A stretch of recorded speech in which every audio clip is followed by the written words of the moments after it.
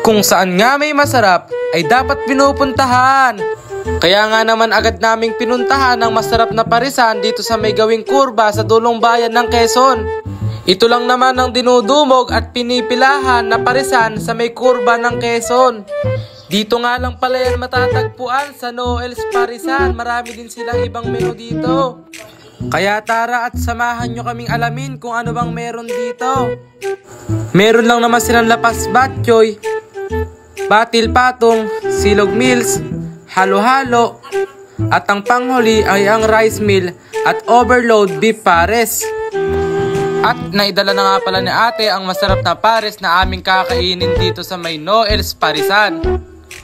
Dito nga banda ay kumakain na kami ng masarap na pares at okay naman ang lasa, talagang masarap na masarap mga idol. Sabi ko sa dalawa, teka lang, videohan ko muna. Sabi ko, boy, videohan kita. Sububok ako kunyari, tapos sabi ko, i-rate mo, 10/10 ang sagot niya, 10. Ayan, sabi nga niya, okay, ayos na ayos daw ang lasa. Tignan natin kay John Ray, ayos kaya ang lasa, tignan natin mga idol. Ako pala muna ang titikim, ayan nga, ayos naman ata. At ayos na ayos, 400/10 mga idol.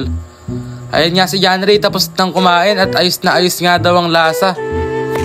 Kung may babalikan man akong parisan, isa ito sa mga babalikan ko dahil mura na, masarap pa mga idol. Makikita nga pala natin yung lugar dito, talagang magandang maganda, pwede kang magdala ng jowa mo.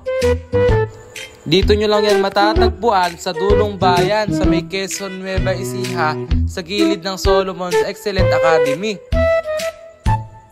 Madami nga palang kumakain dito pero gabi na kaming napunta mga idol. Ayan nga pala yung mga menu nila.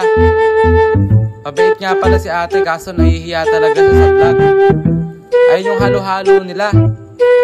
Yun lang mga idol, maraming salamat sa panonood.